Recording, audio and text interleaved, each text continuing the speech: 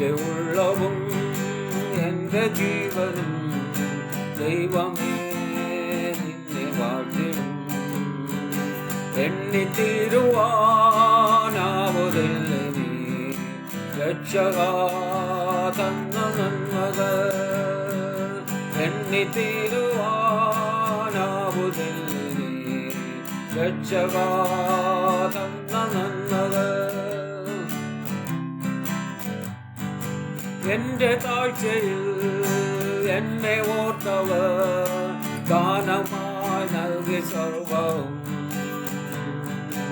എൻ്റെ താഴ്ചയിൽ എന്നെ ഓർത്തവർ ദാനമായി നൽകി സർവവും. വൻകരം എന്നിൽ കണ്ടു ഞാൻ കർത്തനോ എത്ര നല്ലവൻ. വൻകരം എന്നിൽ കണ്ടു ഞാൻ കർത്തനോ എത്ര നല്ലവൻ. എൻ്റെ ഉള്ളവും എൻ്റെ ജീവനും ദൈവമേ നിന്നെ വാഴ്ത്തിടും. എണ്ണിത്തീരുവാനാവുതില്ല നീ രക്ഷകാ തന്ന നന്മകൾ. എണ്ണിത്തീരുവാനാവുതില്ല നീ രക്ഷകാ തന്ന നന്മകൾ.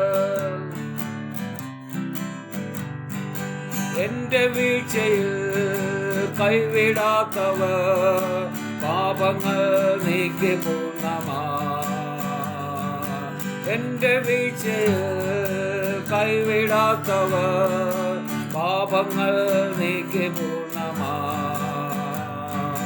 പുണ്യമാൻ തന്നിനാമതാ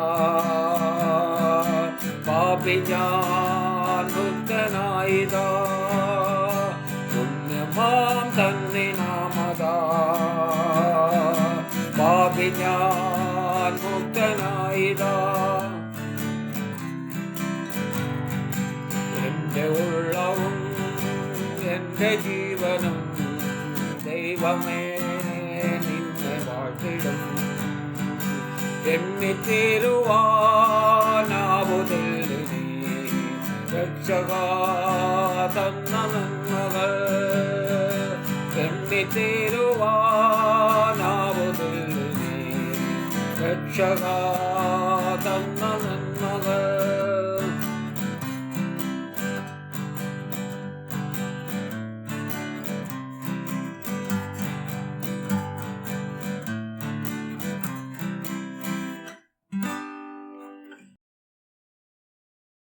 Greetings to you all in the precious name of our beloved Savior Lord Jesus Christ.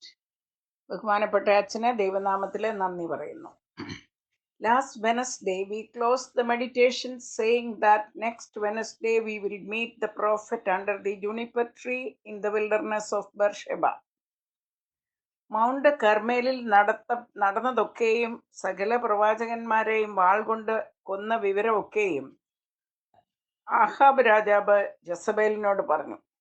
Let's read 1 Kings chapter 19 verses 2 to 8. ഇസബേൽ ഏലിയാവിൻ്റെ അടുക്കൽ ഒരു ദൂതനെ അയച്ചു. നാളെ ഈ നേരത്തെ ഞാൻ നിന്റെ ജീവനെ അവരിൽ ഒരുത്തൻ്റെ ജീവനെ പോലെ ആക്കുന്നില്ല എങ്കിൽ ദേവന്മാർ എന്നോട് തക്കവണ്ണവും അധികവും ചെയ്യുമാറാകട്ടെ എന്ന് പറയിച്ചു. അവൻ ഭയപ്പെട്ട് എഴുന്നേറ്റ് ജീവരക്ഷയ്ക്കായി പുറപ്പെട്ട് യഹൂദയ്ക്ക് ഉൾപ്പെട്ട ബേർഷേബയിൽ ചെന്ന് അവിടെ തൻ്റെ ബാല്യക്കാരനെ താമസിപ്പിച്ചു.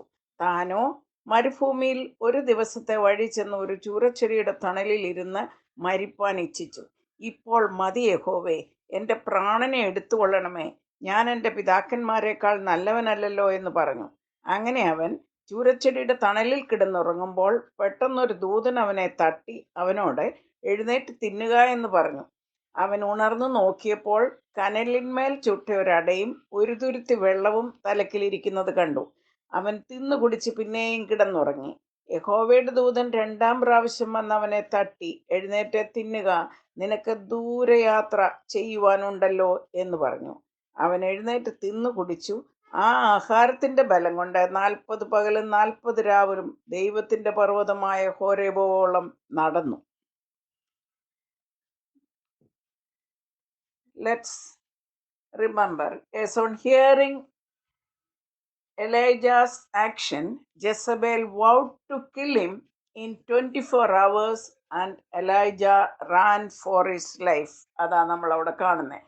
കർമ്മേലിലെ വലിയ വിജയത്തിന് ശേഷം, അഥവാ from the glorious experience of Mount Carmel, the prophet is now going through a downhill experience. വിജയത്തിന്റെ കൊടുമുടിയിൽ നിന്നും നിരാശയുടെ ഭയത്തിന്റെ കുഴിയിലേക്ക് പതിക്കുന്ന ഒരു പ്രവാചകനെയാണ് നമുക്കവിടെ കാണാൻ സാധിക്കുന്നത്. From the glorious experience of Mount Carmel, the prophet went to the degrading experience under the juniper tree in the wilderness of Beersheba. From the peak of strong faith and courage, the prophet went to the valley of disappointment and fear. അതാണ് നമ്മൾ അവിടെ കാണുന്നത്. This shows us two important spiritual truths. ഒന്നാമത്, the infallibility of the word of God. Word of God is true and it is infallible. No human author would have included the sad story that we read now. This part of the life of the fearless man of God would have simply been denied or ignored. This again gives us the guarantee that the word of God is true to the core. The fallibility of the man of God. One is the infallibility of the word of God. Second is the fallibility of the man of God. Elijah, like David, was a man who failed God in what was supposed to be his strongest point. In David's case, it was his purity. And in Elijah's case, it was his courage and his strong faith. Both fell on their faces. അത് നമുക്ക് കാണാനായിട്ട് കഴിയും. ജെസബേലിന്റെ ശബ്ദം അറിയിച്ചപ്പോൾ പ്രവാചകൻ ഭയപ്പെട്ട ജീവരക്ഷയ്ക്കായി പുറപ്പെട്ടു എന്ന് നമ്മൾ അവിടെ കാണുന്നു. അവിടെ ദൈവത്തോട് എപ്പോഴും സംസാരിച്ചു കൊണ്ടിരുന്ന പുരോഹിതൻ ദൈവത്തോടൊന്ന് ഇത് അറിയിക്കുന്നതായിട്ട് നമ്മൾ അവിടെ കാണുന്നില്ല. ജീവരക്ഷയ്ക്കായിട്ട് പുറപ്പെട്ട യഹൂദയ്ക്ക് ഉൾപ്പെട്ട ബേർഷേബയിൽ ചെന്ന് അവിടെ തൻ്റെ ബാല്യക്കാരനെ താമസിപ്പിച്ചിട്ട് താനോ മരുഭൂമിയിൽ ഒരു ദിവസത്തെ വഴി ചെന്ന് ഒരു ചുരച്ചെടിയുടെ തണലിൽ ഇരുന്ന് മരിപ്പാൻ ഇച്ഛിച്ചു. അപ്പൊ അവിടെ നമുക്കറിയാം, ഇത്രയും ചെന്നപ്പോഴത്തേക്ക് he is really exhausted. He was now fully exhausted, having traveled 150 miles from Israel to Beersheba. And now he desperately needed food.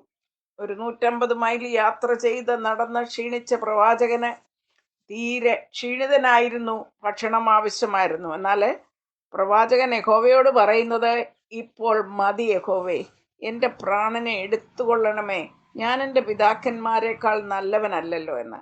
നമ്മൾ നമ്പേഴ്സ് അല്ലെങ്കിൽ സംഖ്യാപുസ്തകം 11:15 നോക്കിയാൽ മോശ ഇങ്ങനെ ഒരു പ്രാർത്ഥന പ്രാർത്ഥിക്കുന്നത് നമുക്ക് കാണാം.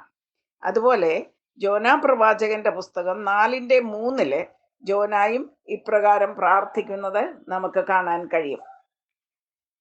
മോശയെയും ഏലിയാവിനെയും കുറിച്ച് വെളിപ്പാട് പുസ്തകം 11-ാം അധ്യായത്തിൽ പിന്നെയും പ്രതിപാദിക്കുന്നുണ്ട്.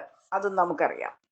ചൂരച്ചെടിയുടെ തണലിൽ കിടന്നുറങ്ങിയ പ്രവാചകനെ ഒരു ദൈവദൂതൻ വന്ന് തട്ടി ഉണർത്തി, എഴുന്നേറ്റ് തിന്നുക എന്ന് പറഞ്ഞു.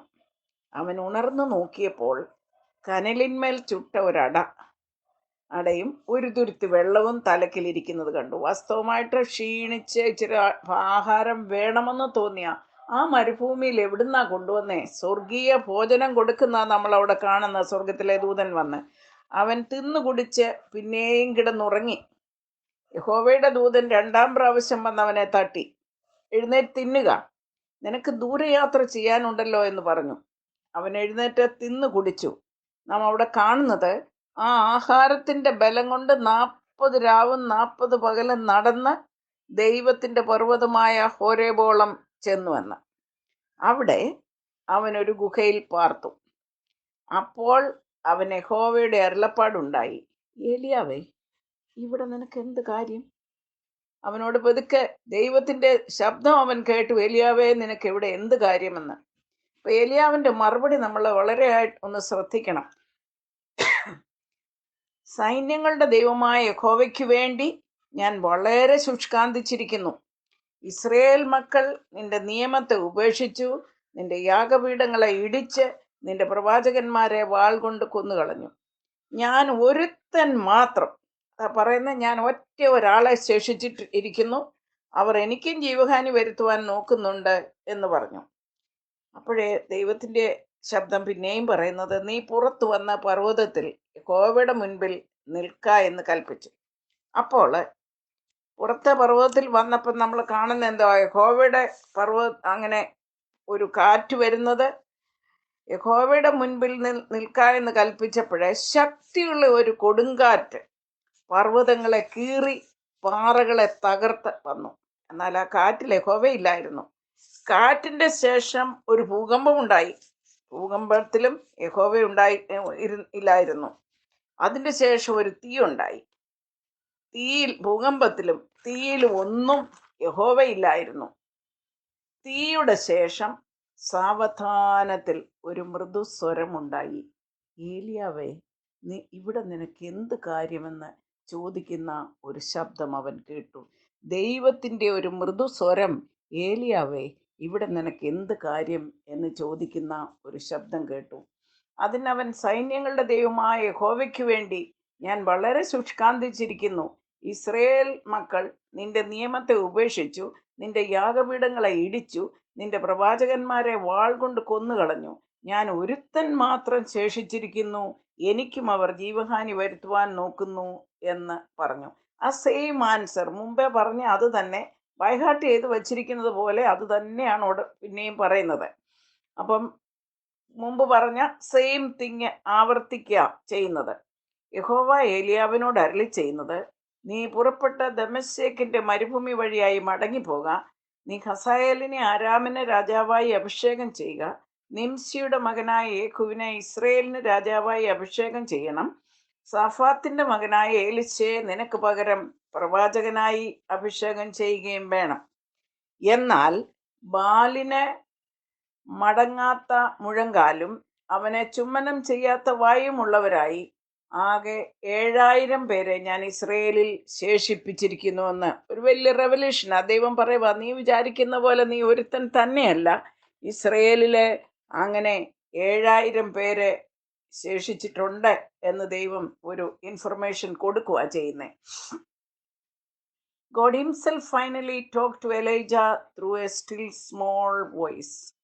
Elijah was ordered to perform 4 tasks. Get back and start preaching again.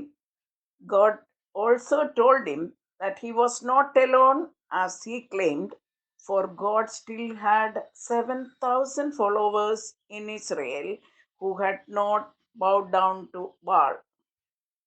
രണ്ടാമതായി, anoint Hazael to be king of Syria. Third, anoint Jehu to be king of Israel. Then begin training Elisha to serve so that he could serve as a prophet after Israel. To the God's final thing is that begin training Elisha to succeed you to be the prophet of Israel. ഇത്രയും നാള് പ്രോഫറ്റായിരുന്ന ഏലിയാവിനോട് പറയുകയാണ്, Elisha നിനക്ക് പകരം പ്രവാചകനാകേണ്ടതിനെ അവനെ ഇനി നീ train ചെയ്യണം എന്ന് പറയുക ചെയ്യുന്നേ. അങ്ങനെ പ്രവാചകൻ അവിടെ നിന്ന് പുറപ്പെട്ട് സഫാത്തിന്റെ മകനായ എലിശയെ കണ്ടെത്തി. അവൻ 12 കാള പൂട്ടി ഒഴിവിച്ചു കൊണ്ടിരുന്നു. 12ാമത്തേതിനോടുകൂടെ അവൻ തന്നെ ആയിരുന്നു. ഏലിയാവ് അവൻ്റെ അരികെ ചെന്ന് തൻ്റെ പുതപ്പ് അവൻ്റെ മേലിട്ടു. അവൻ കാളയെ വിട്ട് ഏലിയാവിൻ്റെ പിന്നാലെ ഓടി. ഞാൻ എൻ്റെ അപ്പനെയും അമ്മയെയും ചുംബിച്ചു കൊള്ളട്ടെ, അതിന് ശേഷം ഞാൻ നിന്റെ പിന്നാലെ വരാമെന്ന് പറഞ്ഞു. അപ്പോൾ പ്രവാചകൻ ഏലിശയോട് പറഞ്ഞത്, പോയി വരിക, എന്നാൽ ഞാൻ നിനക്ക് എന്ത് ചെയ്തിരിക്കുന്നു എന്ന് ഓർക്ക എന്ന് പറഞ്ഞു. എല്ലാവരോടും വിട വാങ്ങിയതിന് ശേഷം ഏലിശ ചെന്ന് ഏലിയ പ്രവാചകന് ശിഷ്യനായി തീരുന്നതാണ് നമ്മൾ അവിടെ കാണുന്നത്. So we understand that Elisha prepared a farewell feast for his family and servants and followed Elijah. ഏലിയ പ്രവാചകൻ തൻ്റെ വേല തുടർന്നു. യഹോവ പറഞ്ഞതെല്ലാം താൻ ചെയ്തു. ഇതിൻ്റെ ഇടയ്ക്ക് രാജാക്കന്മാരെ കൺഫ്രണ്ട് ചെയ്യുകയും വേറെ ചില കാര്യങ്ങളൊക്കെ ചെയ്യുകയൊക്കെ ചെയ്യുന്നുണ്ട്. നമ്മൾ അവിടോട്ട് പോകുന്നില്ല. യഹോവ ഏലിയാവ് ചുഴലിക്കാറ്റിൽ എടുത്തുകൊള്ളുവാൻ ഭാവിച്ചിരിക്കുമ്പോൾ അവൻ ഗിൽഗാലിൽ നിന്നും പുറപ്പെട്ട് ബഥേലിലേക്ക് പോയി. അവിടെ നിന്നും എരിഹോവിലേക്ക് പോയി. അവിടെ നിന്നും യോർദാനക്കരയ്ക്ക് പോയി. ഓരോ സ്ഥലത്തും ഏലിയാവ് ഏലിശയോടെ, നീ ഇവിടെ താമസിച്ചുകൊള്ളുക എന്ന് പറഞ്ഞു. ഏലിശ, ഞാൻ നിന്നെ വിടുകയില്ല എന്ന് പറഞ്ഞു. ഏലിയാവോട് ചേർന്ന് നിന്നു. അങ്ങനെ അവൻ യോർദാൻ കരയ്ക്കെത്തി. അത് അങ്ങോട്ടും ഇങ്ങോട്ടും. അതപ്പോൾ ഏലിയാവ് എന്തുവാ ചെയ്യുന്നത്? തൻ്റെ പുതപ്പ് മടക്കി വെള്ളത്തിന്മേൽ അടിച്ചു. അത് അങ്ങോട്ടും ഇങ്ങോട്ടും പിരിഞ്ഞ് അവർ ഉണങ്ങിയ നിലത്തൂടെ അക്കരെ കടന്നു. അവിടെ ഏലിയാവ് ഏലിശയോടൊരു ചോദ്യം ചോദിക്കുന്നുണ്ട്. ഞാൻ നിങ്കിൽ നിന്ന് എടുത്തുകൊള്ളുന്നതിനും മുൻപേ നിനക്ക് എന്ത് ചെയ്തു തരണം ചോദിച്ചു കൊള്ളുക. അപ്പം ശലോമോൻ പറഞ്ഞ പോലെ ഏലിശ പറയുന്ന ഒരു കാര്യം, ഏലിശയുടെ മറുപടി വളരെ രസകരമാണ്. നിന്റെ ആത്മാവിൻ്റെ ഇരട്ടി പങ്ക് എൻ്റെ മേൽ വരുമാറാകട്ടെ, അതാണ് എൻ്റെ ആഗ്രഹം. നിന്റെ ആത്മാവിൻ്റെ, ഏലിശ വളരെ ആത്മശക്തിയുള്ള, വിശ്വാസമുള്ള, ധൈര്യമുള്ള പ്രവാചകനായിരുന്നു. അതിൻ്റെ ഇരട്ടി ശക്തി എൻ്റെ മേലെ വരുമാറാകട്ടെ എന്ന് പറഞ്ഞു. നീ പ്രയാസമുള്ള കാര്യമാണ് ചോദിച്ചത്. ഞാൻ നിങ്കിൽ നിന്ന് എടുത്തുകൊള്ളപ്പെടുമ്പോൾ നീ എന്നെ കാണുമെങ്കിൽ നിനക്കങ്ങനെ ഉണ്ടാകും, അല്ലെങ്കിൽ ഉണ്ടാകയില്ല എന്ന് പറഞ്ഞു. അങ്ങനെ അവർ സംസാരിച്ചു കൊണ്ട് നടക്കുമ്പോൾ തന്നെ അഗ്നിമയമായ രഥവും കുതിരകളും വന്ന് അവരെ തമ്മിൽ വേർപിരിച്ചു. അങ്ങനെ ഏലിയാവ് ചുഴലിക്കാറ്റിൽ സ്വർഗത്തിലേക്ക് കയറി. അപ്പോൾ ഏലിശ തൻ്റെ വസ്ത്രം കീറി ഏലിയാവിൻ്റെ മേൽ നിന്ന് വീണ പുതപ്പെടുത്ത്, അതെ, അവനെ നമ്മൾ പിന്നീട് കാണുന്നത് ഏലിയാവിൻ്റെ ആത്മാവിൻ്റെ ഇരട്ടി പങ്ക്, ഇരട്ടി ബലം, അല്ലെങ്കിൽ ഇരട്ടി ആത്മശക്തി, അനുഗ്രഹവും ഏലിശായ്ക്ക് ലഭിച്ചു എന്നാണ്. ഏലിയാവിന് പകരം ഏലിശ ഇസ്രയേലിനെ പ്രവാചകനായി തീർന്നു. നമുക്ക് ഇവിടെ കാണാൻ കഴിയുന്ന ഒരു കാര്യം, Elijah's magnificent ministry had now come to an end, and he would be taken to heavenward by means of a whirlwind without dying. He quickly traveled his circuit for the final time, moving rapidly from Gilgal to Bethel, from Bethel to Jericho, and from Jericho to Jordan River. At the first 3 steps, Elijah tested the determination of Elisha by suggesting that he might want to drop the hectic life of a prophet and return to his quiet farm. But Elisha was determined to follow Elijah, and he witnessed the heavenward journey of the prophet. ഹാനോക്ക് മരണം കാണാതെ എടുക്കപ്പെട്ടതുപോലെ ഏലിയാവും മരണം കാണാതെ, ശവക്കല്ലറ കാണാതെ എടുക്കപ്പെട്ടുവെന്ന് നാം അറിയുന്നു. As both Elijah and Elisha were walking together, suddenly a chariot of fire drawn by horses of fire appeared and drove between them and separated them. Elijah was carried by a whirlwind into heaven. He thus became the second of the 2 individuals who saw the glory without the grave. Finally, we can see one thing, that God rewards Elijah. He was obedient to God's commandments every time. Whether it was at it was for going to Brook Cherith, or for the widow's house in Zarephath, he obeyed God without questioning. Though he fled away at the threat of Jezebel, the God of hosts restored him and lifted him up in a whirlwind to heaven. ഏലിയാവ് യഹോവയായ ദൈവം അരുളി ചെയ്തതൊക്കെയും ചെയ്തു. അത് അനുസരിക്കുന്നത് ഒന്നും ചോദ്യം ചെയ്യാതെ പറഞ്ഞതൊക്കെ അനുസരിച്ചു. കെരീത്ത് തോട്ടിൻ്റെ അടുത്ത് പോയി ഇരിക്കാനാണെങ്കിലും, കാക്കയപ്പം തരുമെന്ന് പറഞ്ഞതിനാണെങ്കിലും, അല്ലെങ്കിൽ സാരഫാത്തിലെ പാവപ്പെട്ട വിധവയുടെ വീട്ടിലേക്ക് പോയി അവിടെ അതിഥിയായിരിക്കാനും, എവ്രിതിങ്. കർമ്മേൽ നിന്നെ തന്നെ പോയി ആഹാബിന് കാണിക്കുക എന്ന് പറഞ്ഞാൽ ഉടനെ പോവുക. പിന്നെ കർമ്മേലിലെ ബാലിൻ്റെ പ്രവാചകന്മാരെ ചലഞ്ച് ചെയ്യാനും ആഹാബിന് തന്നെ കാണിക്കാനോ എന്തരുളി ചെയ്താലും അതങ്ങനെ തന്നെ അനുസരിക്കുന്ന ആളായിരുന്നു.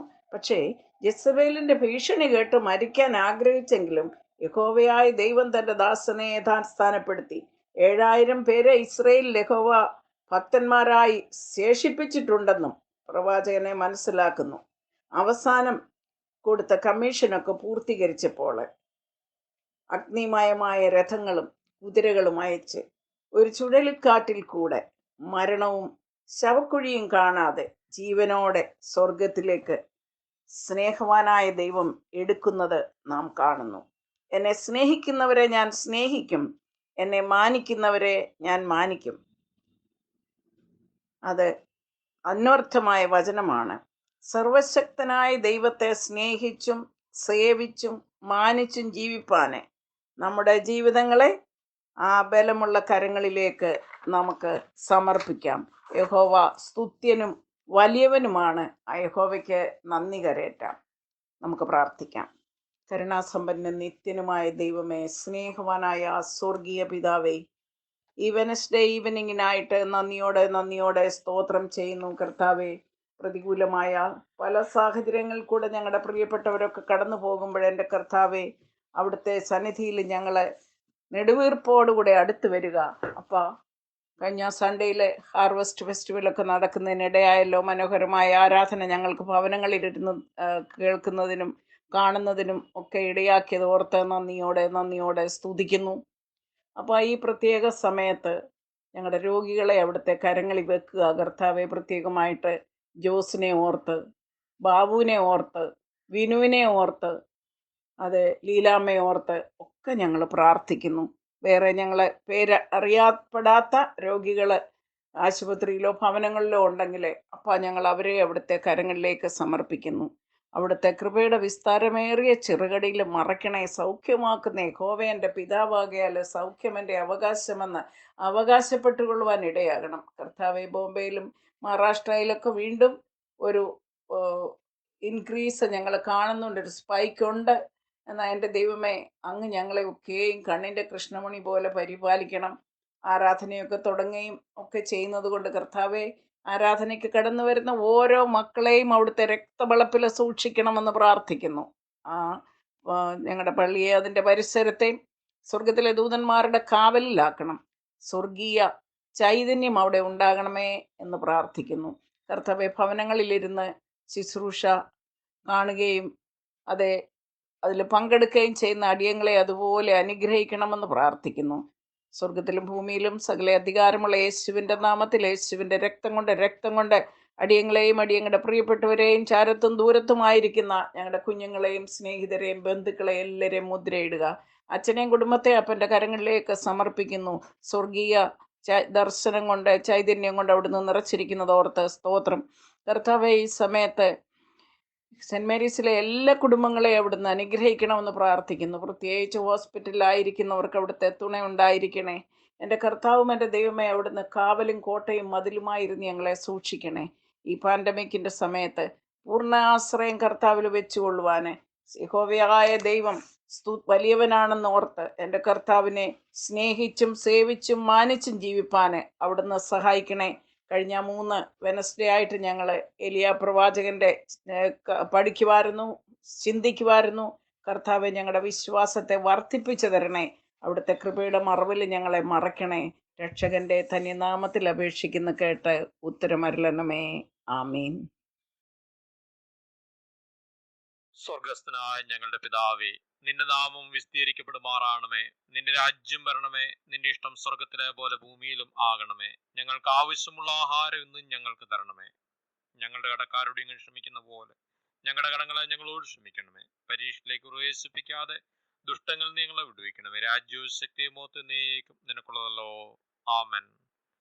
നമ്മുടെ കർത്താവേ യേശു മിശിഹായുടെ കൃപാപിതാവായ ദൈവത്തിന്റെ സ്നേഹം, പരിശുദ്ധാത്മാവിന്റെ കൂട്ടായ്മ, സഹവാസം നാം എല്ലാവരോടും പ്രാർത്ഥനയിൽ അപേക്ഷിച്ച കാര്യങ്ങളോടും ഇപ്പോഴും എന്നേക്കും കാലാവസാനം കൂടുതൽ ഇരിക്കുമാറാകട്ടെ. ആമൻ.